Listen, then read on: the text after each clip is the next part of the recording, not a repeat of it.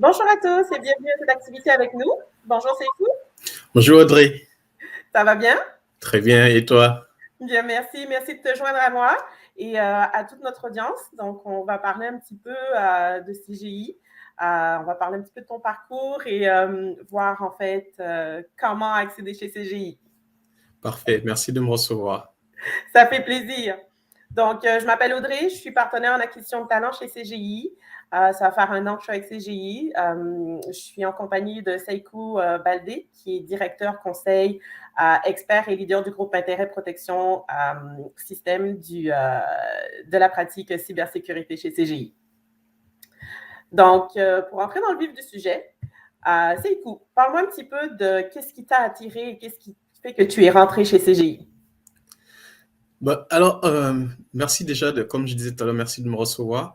En fait, le choix s'est fait, je crois, le choix s'est fait sur la base de mon projet professionnel. Donc, tout a commencé en pleine pandémie en 2020, lorsque je résidais encore en France et j'avais 2 offres sur lesquelles je devais faire un choix. Donc, j'avais une offre avec une entreprise à Genève et une autre offre qui était celle de CGI Montréal. Et dans dans mon projet professionnel, je voulais vaille que vaille avoir une expérience internationale et plus précisément en Amérique du Nord. Parce que pour moi, lorsqu'on parle de technologie et surtout qu'il y ait beaucoup d'inventions et presque toutes les boîtes les GAFA, les grosses entreprises se trouvent en Amérique du Nord, pour moi, c'était vraiment intéressant. Et puis d'ailleurs, ça allait de soi d'avoir une expérience en Amérique du Nord. Donc, de ce fait, j'ai directement choisi CGI Montréal, l'offre de CGI Montréal. Alors, ce n'est pas uniquement ça qui m'a poussé aussi à choisir CGI Montréal, c'est aussi parce que quelque part, lorsque je regarde, CGI a été créé, c'est une société de conseil en gestion et informatique. Donc, la technologie et l'informatique font partie de l'ADN de CGI. Et pour moi, c'était beaucoup plus logique de partir, de venir, enfin, d'intégrer CGI que d'intégrer une autre boîte du conseil dans certains concurrents qui sont dans le Big Four, dont je ne donnerai pas le nom, mais qui ont un cœur de métier qui est beaucoup plus comptabilité, audit. Et aujourd'hui, ils s'étendent en fait sur ce marché de l'informatique, plus pour des raisons, je pense, je trouve économiques qu'autre chose. Donc voilà en quelque sorte ce qui m'a attiré chez CGI. OK, pas de problème. Puis, chez CGI, comment tu trouves en fait l'ambiance chez CGI? En fait, c'est quoi les défis que tu rencontres dans ton travail chez CGI? Alors, les défis sont nombreux. Les défis sont nombreux, mais c'est aussi quelque chose que j'aime bien. Alors, ce que j'aime chez CGI, c'est surtout la collaboration. J'aime bien le fait que tout le monde se joint. En fait, il y a cet esprit d'équipe. Par exemple, aujourd'hui, un de mes défis à mon poste, c'est vraiment de créer des offres de service. Okay. De créer des offres de service, et quels sont les défis dans cette tâche-là? C'est qu'il faut prendre en compte plusieurs aspects. Et déjà, il faut voir c'est quoi le besoin du marché. Aujourd'hui, quelles sont les attaques, quelles sont les problématiques que les sociétés essayent de résoudre en termes de cybersécurité. Il faut aussi, d'autre part, voir qu'est-ce que les concurrents font. Donc, quels sont les types d'offres de services que les concurrents ont et pouvoir soit s'aligner ou innover par rapport à ce qu'ils font, parce que l'idéal, c'est pas de faire les mêmes offres de services que nos concurrents, mais plutôt d'apporter une touche particulière qui va nous permettre de se démarquer par rapport à ces concurrents-là lorsqu'on va répondre à des appels d'offres chez les clients. Et quelque part, un autre aspect dont il faut tenir compte dans le développement de ces offres de services-là, ce sont les ressources. Aujourd'hui, on n'est pas sans savoir que le marché de la cybersécurité est un marché où il est très difficile aujourd'hui d'avoir les ressources qu'il faut. Donc, on a un gap en termes de ressources qui est très élevé. Et donc, il faut tenir compte, en fait, aussi des ressources que nous avons en interne pour pouvoir développer ces offres de services-là. Parce que si on développe des offres de services et que on n'arrive pas en fait, à les livrer chez des clients par manque de ressources, ce n'est pas vraiment, c'est pas ce qu'on souhaite aujourd'hui avoir. Donc, voilà un des défis que j'ai aujourd'hui au niveau de mon poste, de ma position chez CGI. OK. Puis quels sont les 3 grands piliers qu'on retrouve en cybersécurité? Si tu pouvais nous en parler un petit peu? Alors, si on part sur les 3 grands piliers, je dirais que si on prend sur la partie plus objectif, ce serait la confidentialité, l'intégrité, la disponibilité des données. Mais moi, j'aimerais plus, généralement, lorsqu'on parle de piliers, moi, je préfère plus prendre prendre l'angle stratégique. C'est-à-dire que les personnes, donc les personnes qui supportent, en gros, il y a les personnes, il y a les processus, il y a les technologies. Donc, au niveau des personnes, ça c'est le premier pilier. Il y a donc les exécutifs, la haute direction qui prend donc les décisions stratégiques concernant la cybersécurité. Aujourd'hui, on a dans plusieurs entreprises des comités qui sont dédiés à ça. Donc, la cybersécurité fait partie vraiment de la stratégie aujourd'hui des entreprises et pas uniquement, donc, dans ces personnes, il n'y a pas uniquement les décideurs, mais il y a aussi les employés, parce que la cybersécurité, c'est aujourd'hui l'affaire de tous dans une entreprise. Donc, lorsqu'on arrive dans une entreprise, souvent, on signe des documents on reçoit des documents qu'on lit et pour nous expliquer la politique de sécurité de l'entreprise et comment est-ce qu'on utilise les actifs de l'entreprise.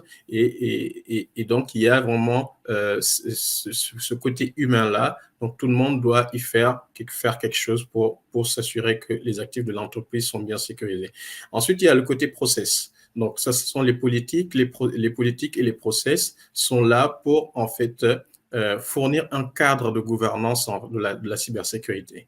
Comment est-ce qu'on gouverne cette cybersécurité? Parce qu'il ne s'agit pas simplement de mettre en place des contrôles aujourd'hui techniques ou organisationnels et se limiter là. Non, il y a vraiment une réelle gouvernance à mettre en place, des politiques, des process pour s'assurer que la sécurité reste continue et continue. Okay. Ensuite, le dernier point, ce serait les technologies. Au niveau des technologies, donc ce sont les technologies qu'on va mettre en place justement pour s'assurer que ces contrôles-là sont bien effectifs. Donc, ça peut être les firewalls, ça peut être des routeurs, ça peut être autre chose. OK. Est-ce qu'on peut dire à ce moment-là que la cybersécurité, c'est le garde du corps de l'entreprise? Oui, on pourrait dire ça, effectivement, parce que bien évidemment, aujourd'hui, la cybersécurité, pour moi, c'est un enjeu stratégique. C'est un enjeu stratégique qui fait que il y a des entreprises qui peuvent tomber en faillite parce que effectivement, dû à une attaque cybersécurité. Donc, c'est vraiment quelque chose qu'il ne faut pas prendre à la légère. Et ça, que ce soit une petite PME ou une grosse entreprise, il faut vraiment tenir compte de la cybersécurité dans tous les projets. OK. Puis, pour revenir un petit peu à ton poste de directeur conseil, expert et leader du groupe protection de système, excuse-moi, comment tu es arrivé là? Qu'est-ce qui fait que tu as choisi ce poste-là, si je peux m'exprimer ainsi? Qu'est-ce qui t'a amené à ce poste-là? Alors, ça s'est fait, disons que si je dois faire les choses de façon chronologique, expliquer les choses de manière chronologique, j'ai d'abord été leader du groupe d'intérêt système protection avant d'être directeur conseil expert. Alors, tout d'abord, avant de parler de ça, j'aimerais expliquer un peu à l'autre audience l'organisation aujourd'hui de la pratique cybersécurité au niveau de CGI. C'est-à-dire que il y a plusieurs pratiques. Donc, il y a des pratiques sur le cloud, il y a des pratiques sur l'intelligence artificielle.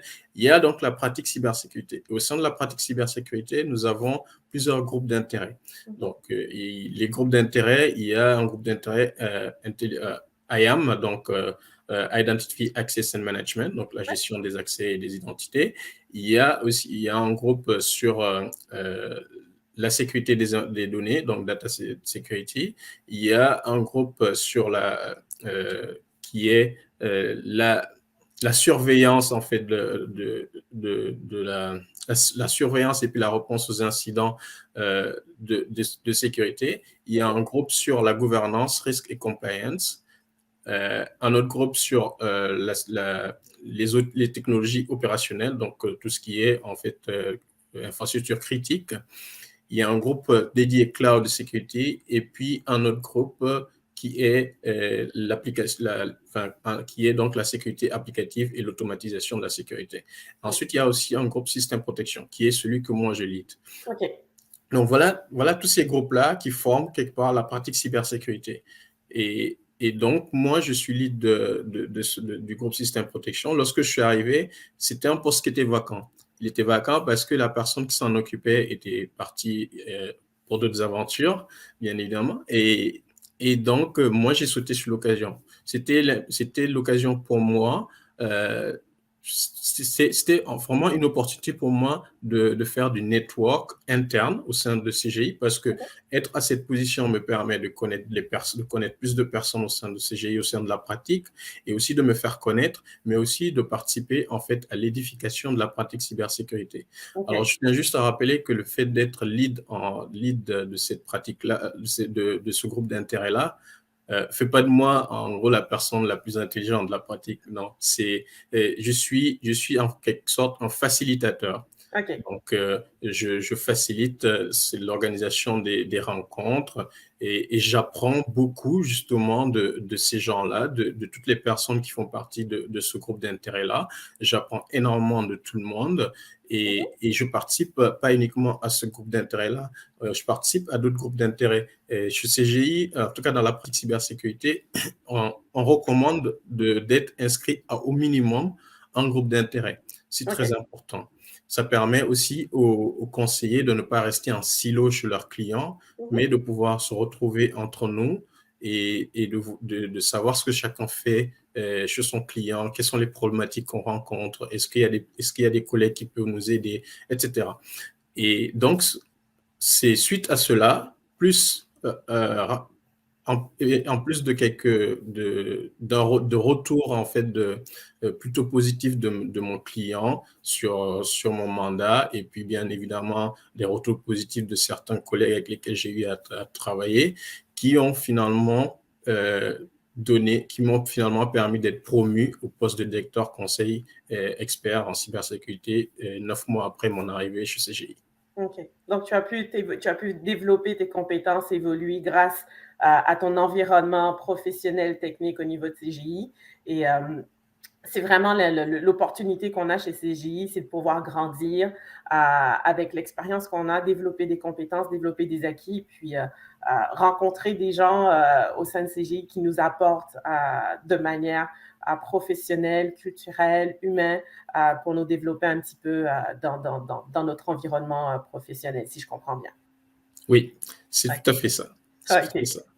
Pas de problème. Puis, habituellement, quel type si je devais te poser la question de quel type de candidat se joignent en fait à Patrick, faudrait qu'ils soient comment, ces candidats-là?